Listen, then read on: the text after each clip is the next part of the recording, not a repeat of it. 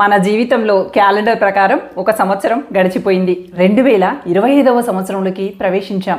ఇంకా ఈ జనవరి నుండి డిసెంబర్ వరకు మనం చిన్న చిన్న లక్ష్యాలు పెట్టుకొని అవి సాధించేటువంటి ప్రయత్నంలో ఈ చిన్న చిన్న లక్ష్యాల ద్వారా పెద్ద లక్ష్యాన్ని చేరుకునేటువంటి ప్రయత్నం చేయాలి. నేను అలాంటి లక్ష్యాన్ని నిర్దేశించుకున్నాను. నా ఛానల్ చూసినటువంటి ప్రతి వ్యక్తి కూడా ఇలా లక్ష్యాలు పెట్టుకొని ముందుకు సాగాలి అనేది నా ఆపేక్ష.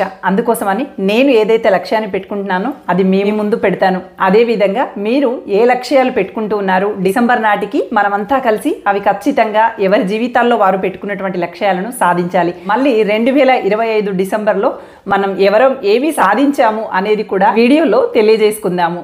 మీరు ఏం సాధించాలనుకుంటున్నారు అనేది నాకు కింద కామెంట్ సెక్షన్లో తెలియజేయండి. ఎంతమంది వారి జీవితాల్లో వారు అనుకున్నటువంటి లక్ష్యానికి పట్టుదలతో చేరుతారో చూద్దాం. అదేవిధంగా నేను కూడా మీ ముందుగా నాకంటూ ఒక లక్ష్యం పెట్టుకుంటున్నాను. నేను ఇంతకు ముందు జీవన వీణ అనేటువంటి కవితా సంకలనం అన్నమాట, వచన కవిత్వం ఉంటుంది. ఈ కవితలకి సంబంధించినటువంటి పుస్తకం అయితే రాశాను. అదేవిధంగా అంతర్భావన అనేటువంటి పేరుతో రెండో పుస్తకాన్ని కూడా ఇటీవల కాలంలోనే బయటికి తీసుకురావటం జరిగింది. ఇలా కవితా సంకలనాలు రాస్తున్నప్పటికీ కూడా దీంతో పాటుగా నేను నవలకు సంబంధించినటువంటి ఒక పుస్తకాన్ని అయితే రాస్తూ ఉన్నాను. అది ఈ సంవత్సరంలోగా పూర్తి చేయాలని ఒక లక్ష్యాన్ని అయితే పెట్టుకున్నాను. అలాగే ఈ యూట్యూబ్ ఛానల్ ని కూడా మంచి మంచి కంటెంట్ తో ప్రతి ఒక్కరి లోపల అంతర్లీనంగా దాగి ఉన్నటువంటి శక్తిని స్పృశించే విధంగా నా కంటెంట్ ఉండాలనేటువంటి ఉద్దేశంతో ముందుకు సాగాలని అనుకుంటూ ఉన్నాను. 2 లక్ష్యాలతో మొదలెడుతూ ఉన్నాను. ఇలా నా లక్ష్యాలన్నీ కూడా ఇలా డైరీలో ఎంటర్ చేసుకుంటూ చిన్న చిన్న లక్ష్యాలుగా విభజించుకుంటూ సాగుతూ ఉన్నాను. మీరు కూడా మీ జీవితంలో ఖచ్చితంగా మీ లోపల ఉన్నటువంటి నైపుణ్యాలని, తెలివితేటల్ని వెలికి తీసేటువంటి అంశం ఏదో అంతర్లీనంగా మీలో ఉన్నటువంటి శక్తి, ఏ శక్తి దాగి ఉందో పరిశీలించుకొని వాటికి కాస్త పదును పెట్టండి. ఖచ్చితంగా మీరు అనుకున్నటువంటి లక్ష్యాన్ని చేరుకుంటారు. మీ లోపల ఉన్నటువంటి తెలివితేటలకి దగ్గరగా ఉన్నటువంటి అంశాన్ని లక్ష్యంగా ఎంచుకోండి.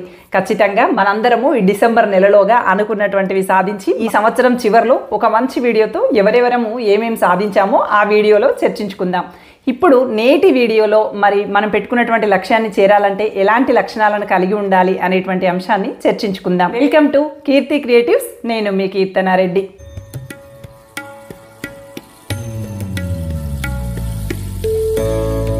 ఫస్ట్ కావాల్సింది కృషి, అంటే దానికోసం శ్రమ పడటం.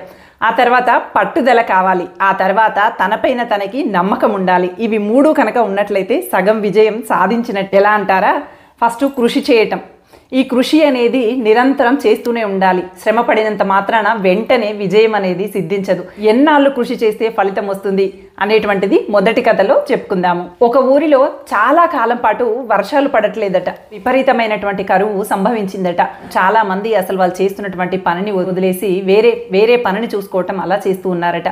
కానీ ఒక వ్యక్తి మాత్రం తను నేర్చుకున్నటువంటి వ్యవసాయాన్ని ఎప్పటికీ వదిలిపెట్టకూడదు అనేటువంటి ఉద్దేశంతో ప్రతిరోజు కూడా కరువు ప్రాంతం అయినప్పటికీ కూడా నేలని దున్నుతూనే ఉండేవాడట. కొంతకాలానికి చెరిగిపోవటం, మళ్ళీ దాన్ని దున్నటం, అలా చేస్తూనే ఉండేవాడట. మిగతా సమయంలో తన పొట్ట నింపుకోవటం కోసం ఏవో చిన్న చితకా పనులు చేసుకుంటూ గడిపేవాడట. కానీ ఎట్టి పరిస్థితిలో వ్యవసాయం చేయటం మాత్రం మానేసేవాడు కాదట. రోజు దున్నటం, వ్యవసాయ భూమిలో గట్లు కట్టడం, అవన్నీ చేసుకుంటూనే ఉండేవాడట. అక్కడ ఏమీ వర్షం రాలేదు, వరదలు లేవు, అయినా కూడా దున్నుతూ ఉండటాలు, నాగలికి పదును పెట్టటాలు, ఉడవళ్ళని చదును చేయటాలు, నాగళ్ళకి పదును పెట్టటాలు, ఇవన్నీ చేస్తూనే ఉండేవాడట. ఆ ఊర్లో ఉన్నటువంటి వాళ్ళందరూ వీడు పిచ్చివాడరా, వీడు ఎందుకు కష్టపడుతున్నాడో వీడికైనా తెలుసా, అసలు కరువు ఉన్నటువంటి ప్రాంతంలో నిత్యము దున్నుతూ ఉంటాడే, ఎంత తెలివి తక్కువ వాడు అని చెప్పి నవ్వుతూ ఉండేవారట, గేలి చేస్తూ ఉండేవారట. ఒక్కొక్క వింటూ కూడా అతను ఎప్పుడు తన పనిని మాత్రం తను వదిలిపెట్టకుండా నిత్యం వ్యవసాయ పనులు చేసుకుంటూనే ఉండేవాడట. కొంతకాలం గడిచింది, కొన్ని ఏళ్ళు గడిచాయి. అతను మాత్రం తన కృషిని వదిలిపెట్టకుండా నిత్యం పని చేస్తూనే ఉన్నాడు. వాతావరణంలో మార్పులన్నీ సద్దుమణిగాయి. ఒక్కసారిగా వర్షాలు కుమ్మరించడం మొదలయ్యింది. ఇతను ఎప్పట్లాగే చెలాకిగా వ్యవసాయం చేయడానికి బయలుదేరాడు. కావలసినటువంటి అన్ని రకాల పంటలు పండించుకోవటానికి నూతన ఉత్సాహంతో ఎప్పటి మాదిరిగానే రోజు చేసేంత సునాయాసంగానే వ్యవసాయాన్ని చేసేయటం మొదలెట్టాడు. కానీ ఆ ఊళ్ళో ఉన్నటువంటి మిగతా వాళ్ళకి వ్యవసాయం చేయటం చాలా కష్టంగా మారిందట. ఎందుకు అంటే వాళ్ళు వ్యవసాయం చేయటం మర్చిపోయారు.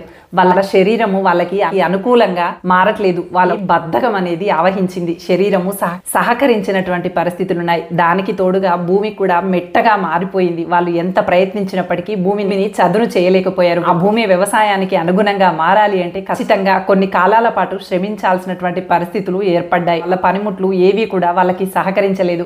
కానీ ఇతని పనిముట్లు, ఇతని పశువులు, ఇతని శరీరం అన్ని కూడా ఇతనికి అనుకూలంగా మారి మారి వాళ్ళు ఎంతో కష్టపడితే తప్ప చేయలేనటువంటి పనిని ఇతను ఆడుతూ పాడుతూ సరదాగా చేసుకోగలుగుతున్నాడట. ఊర్లో ఉన్నటువంటి ప్రతి ఒక్కరు కూడా ఇతని దగ్గరికి వచ్చి ఇతని సహాయాన్ని అడుగుతూ ఉండేవారట. ఇతడు నవ్వుతూ అందరికీ సహాయం చేస్తూ చక్కగా వ్యవసాయం ద్వారా పంటలు పండించి ఆహార ధాన్యాలని ఊళ్ళో ఉన్నటువంటి అందరికీ కూడా సరఫరా చేస్తూ ఉండేవాడట.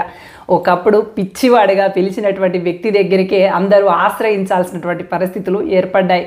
చూడండి, ఇక్కడ కృషి అనేది ఇలా ఉండాలి. ఎవరు మెచ్చుకోనివ్వండి, ఎవరు తిట్టనివ్వండి, ఎవరు తెగడనివ్వండి, ఎవరు పొగడనివ్వండి, పట్టించుకోవాల్సినటువంటి అవసరం లేదు. తన లక్ష్యం ఏంటి? ఈ వ్యవసాయం నేను మర్చిపోకూడదు, నా భూమి ఎప్పుడు చదును చేసుకునేటువంటి పనిలోనే ఉండాలి, ఖచ్చితంగా ఏదో ఒక రోజుకి వర్షాలు పడతాయి, పంటలు పండించుకుంటాను అనేటువంటి దృఢమైనటువంటి సంకల్పం, దృఢమైన నమ్మకం ఇతనులో ఉంది. కాబట్టి ఇతను వదిలిపెట్టకుండా కృషితో, పట్టుదలతో, నమ్మకంతో తన పనిని ముందుకు కొనసాగించాడు. కాబట్టి ఖచ్చితంగా తను అనుకున్నది ఆలస్యంగానైనా సాధించగలిగాడు. అలాగే మనం పెట్టుకున్నటువంటి లక్ష్యం కూడా మనకి ఎన్నో అవాంతరాలు ఎదురవుతూ ఉంటాయి. ఎంతమందో ఏవేవో మాట్లాడుతూ ఉంటారు. మనం అవేవి పట్టించుకోకుండా ఎలా ముందుకు వెళ్ళాలట అంటే, ఒక గుర్రము తను పరిగెడుతూ ఉన్నప్పుడు ఎప్పుడు కూడా పక్కకి తిరిగి చూసేటువంటి అవకాశం లేకుండా దానికి ఒక కవచం ఇలా కట్టేస్తారట. రాజుల గుర్రాలకి కనిపిస్తూ ఉంటుంది, దానికి లాసింగం లాగా ఒకటి ఇలా కట్టేస్తారు. అది ఎందుకు కడతారా అని మనం అనుకుంటాం. అది ఎందుకు కడతారు అంటే, గుర్రము పక్క చూపులు చూడకుండా స్ట్రైట్గా కేవలము ఎదురుగా వచ్చేటువంటి వాటిపైన మాత్రమే దృష్టి నిలపాలి అనేటువంటి ఉద్దేశంతో ఆ విధంగా కడతారట. పక్కలకి తొంగి చూడనటువంటి గుర్రానికి కేవలం తను పయనిస్తున్నటువంటి దారి మాత్రమే కనిపిస్తుంది, అందువల్ల వేగంగా పరిగెత్తగలుగుతుంది. అలాగే ఈ వ్యక్తి కూడా ఎవరు ఎన్ని మాటలు అన్నప్పటికీ కూడా ఏది పట్టించుకోకుండా తన వ్యవసాయాన్ని మర్చిపోకూడదని, తన భూమి మెట్ట భూమిగా మారిపోకూడదని, తన పశువులు వ్యవసాయాన్ని మర్చిపోకూడదని, తన శరీరం అనుకూలంగా ఉండాలని, తన పనిముట్లు అనుకూలంగా ఉండాలని గట్టి నమ్మకంతో అతను ప్రయత్నం చేస్తూ చివరికి అందరి మెప్పు పొందగలిగాడు. తాను తింటూ నలుగురికి కూడా ఆహారాన్ని పంచగలిగాడు కదా. అందుకని మనం కూడా ఈరోజు మన లక్ష్యం ఏదైతే పెట్టుకుంటున్నామో అది మళ్ళీ డిసెంబర్లోగా సాధించి చూపించాలి అనేటువంటి నమ్మకంతో ముందుకు సాగాలి. మీ లోపల ఇంకా అచేతనమైనటువంటి శక్తిని మేలుకొల్పేటువంటి మరో కథ, జింకపిల్ల కథని చూడండి. జింక ఎంతలా పోరాడుతుంది, ఎంత పట్టుదలతో, ఎంత నమ్మకంతో తనని తాను కాపాడుకోవడానికి పోరాడుతుంది అంటే ఈ రెండో కథలో చూద్దాము. ఒక జింక విహరిస్తూ ఉందట. దీన్ని చూసినటువంటి ఒక సింహం, పరిగెత్తుతూ వస్తున్నటువంటి సింహాన్ని చూసినటువంటి జింక వేగంగా పరిగెత్తుతూ ఉందట. సింహం కూడా అంతకు మించినటువంటి వేగంతో, జింక మరింత వేగంతో ఇలా పరిగెత్తుతూనే ఉన్నాయట. ఎంత పరిగెత్తినప్పటికీ, ఎంత ప్రయత్నించినప్పటికీ జింకని సింహం పట్టుకోలేకపోయిందట. పరిగెత్తి అలసటతో అక్కడే ఆగిపోయిందట. జింక మాత్రం ఇంకా పరిగెత్తుతూ అందరంతటి దూరం వెళ్ళిపోయిందట. ఇదంతా దూరం నుంచి గమనిస్తున్నటువంటి మరో జింక ఈ జింక దగ్గరికి వచ్చి అడిగిందట, అరే అంత ధైర్యంగా ఎలా పరిగెత్తావు, అసలు సింహం చేతికి చిక్కిపోయావు అనుకున్నాను, ఇంకా నీ జీవితం అయిపోయింది అనుకున్నాను, కానీ నువ్వు ఎలా పరిగెత్తావో తెలుసా, అసలు నిన్ను పట్టుకోవటం ఎవ్వరి తరము కాదు అన్నంత వేగంగా పరిగెత్తావు, నిజంగా అంతలా పరిగెత్తడం ఎక్కడ నేర్చుకున్నావు, ఎలా నేర్చుకున్నావు అని చెప్పి మరో జింక ఈ జింకని అడిగిందట. అప్పుడు జింక చెప్పినటువంటి సమాధానం ఏంటో తెలుసా, సింహాంది ఆకలి మాత్రమే, ఆకలి కోసమే సింహం అంతలా కృషి చేసి అంత పట్టుదలతో అంత నమ్మకంగా పరిగెత్తుతుందే, మరి నాది ఆకలి కాదు, ప్రాణం. మరి నా ప్రాణం కోసం నేను ఎంత శ్రమించాలి, ఎంత పట్టుదలతో, ఎంత నమ్మకంతో పరిగెత్తాలి. కేవలం ఒక్క పూట ఆకలి తీర్చుకోవటానికే సింహం అంతలా కష్టపడుతున్నప్పుడు జీవితకాలం నిలిచి ఉండే నా ప్రాణాన్ని నిలబెట్టుకోవటానికి నేనెంతలా కష్టపడాలో నాకు ఆ పరుగు తీస్తున్నప్పుడే అర్థమైంది. అందుకోసమని ఎట్టి పరిస్థితుల్లో సింహానికి ఆహారంగా మారకూడదు అనుకొని నా పైన నేను నమ్మకం పెట్టుకొని పరిగెత్తటం మొదలుపెట్టాను. నాకు తెలియకుండానే నా మనసులో ఉన్నటువంటి ఆత్మస్థైర్యం నా కాళ్ళల్లో బలంగా మారి ధైర్యంతో పరిగెత్తేలాగా చేసింది. నా ప్రాణాన్ని నేను నిలబెట్టుకోవాలి అనేటువంటి దృఢ సంకల్పం తప్ప మరో ఆలోచన లేనే లేదు. నేను వెళ్తున్నటువంటి దారి తప్ప నాకు ఇంకేది కనిపించలేదు. అందుకోసమని అంత ధైర్యంగా పరిగెత్తగలిగాను అని చెప్పిందట జింకపిల్ల. చూడండి ఎంతలా శ్రమించింది, ఎంతలా పట్టుదలతో ఉంది, ఎంత నమ్మకంతో ముందడుగు వేసిందో చూడండి. మన లోపల కూడా కృషి, పట్టుదల, నమ్మకం అనేవి కనుక మూడు మనసులో కేంద్రీకరించుకొని మన చుట్టూ ఎన్ని మనల్ని ఆటంకపరిచేటువంటి సంఘటనలు, వ్యక్తులు, పరిస్థితులు ఎదురైనప్పటికీ కూడా మనం ఎక్కడా కూడా ఆగిపోకుండా, దేన్ని చూసి జంకకుండా మనం ఏదైతే సాధించాలి అనుకున్నామో ఆ లక్ష్యం వైపే మన దృష్టి నిలుపుతూ ఖచ్చితంగా మన జీవితంలో మనం అనుకున్నది సాధిద్దాం. మళ్ళీ డిసెంబర్ నెలలో మనం సాధించినటువంటి అంశాలను గురించి ఒక వీడియో చేసుకొని గొప్పగా మనల్ని మనం అభినందించుకుందాం. ఏమంటారు? ఖచ్చితంగా నాతో కలిసి సాగుతారని ఆశిస్తూ ఉన్నాను. మీరు మీ లక్ష్యాలు ఏమేమి పెట్టుకున్నారు అనేది కామెంట్ సెక్షన్లో తెలియజేయండి. దానివల్ల మళ్ళీ డిసెంబర్ నెలలో మీరు ఏమి సాధించారో కూడా కామెంట్ చేయడం ద్వారా వీడియో చేయడానికి అవకాశం ఉంటుంది. కల చెదిరిన ఇల్లాలు అనేటువంటి శీర్షికతో నేను రాసినటువంటి కవితని నేను మీకు వినిపించాలనుకుంటున్నాను. ఇది మీకు అర్థమైతే నచ్చితే కామెంట్ చేయండి. కొంతమంది స్త్రీలు తమ జీవితంలో ఏదో సాధించాలి అని ఎన్నో ఆరాటాలతో జీవితాన్ని మొదలు పెడతారు. కుటుంబ జీవితంలోకి ప్రవేశించగానే తమ కలల్ని అటకెక్కించేస్తారు. అలాంటి ఇల్లాలు యొక్క మానసిక వేదనే ఈ కవిత. నేను కన్న కలలన్నింటినీ చాకిరేవులో ఉతికి ఆరేశా, కాలువలై కొట్టుకుపోయాయి. నా జీవిత ఆశయాలన్నింటినీ చేటలో వేసి చెరుగుతూ బియ్యపు రాళ్లతో పాటు విసిరేశా, మట్టి కొట్టుకుపోయాయి. నా సృజనాత్మకత వరవడినంత రోట్లో వేసి గిరగిరా తిప్పేశా, చిత్తు చిత్తై పచ్చడైపోయింది. అందలాలు తాకాలనే ఆరాటాన్ని కూరగాయలతో పాటుగా గిన్నెలో వేసి ఉడికించా, కుత కుత ఉడికి ఆవిరులై ఆకాశానికి ఎగింది. నేర్చుకున్న జ్ఞానాన్నంతా మురికి బట్టలతో పాటు నీళ్లలో ముంచేశా, మళ్ళీ పైకి తేలినంతగా లోతున మునిగిపోయింది. నేను కన్న కలల్ని చీపిరితో చిమ్మేసి చెత్త కుప్పతో పాటు కలిసిపోయాయి.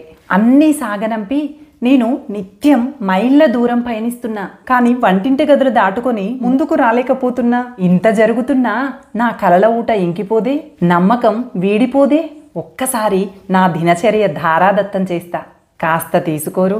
నాకై నేను సమయం వెచ్చించుకొని నన్ను నేను హెచ్చించుకొని నా జీవితాన గగన కుసుమాలు పూయించాలని ఉంది, ఘనతలెన్నో గడించాలని ఉంది. కాస్త నా ఇల్లాలు దినచర్యను తీసుకోరు. ఎన్ని పనులు చేసినప్పటికీ మనసులో ఇంకిపోయినటువంటి కలలు కంటున్నటువంటి ఒక ఇల్లాలు మానసిక సంఘర్షణ. ఎవరెవరు ఏ లక్ష్యంతో ముందుకు సాగుతున్నారో కామెంట్ సెక్షన్లో తెలియజేయండి. మీరు అనుకున్నవన్నీ సాధించి జీవితంలో ఖచ్చితంగా ఒక్కొక్క మెట్టు ఎదుగుతూ గొప్ప స్థాయిలో నిలవాలని, మీరు అనుకున్నవన్నీ సాధించి మీ జీవితాన్ని పరిపూర్ణత్వం వైపు నడిపించుకునేలాంటి పరిస్థితులను మీకు మీరే సృష్టించుకోవాలని ఆశిస్తూ ఖచ్చితంగా ఆదర్శవంతమైనటువంటి జీవితాన్ని గడపాలి అని కోరుకుంటూ thank you for watching. Bye.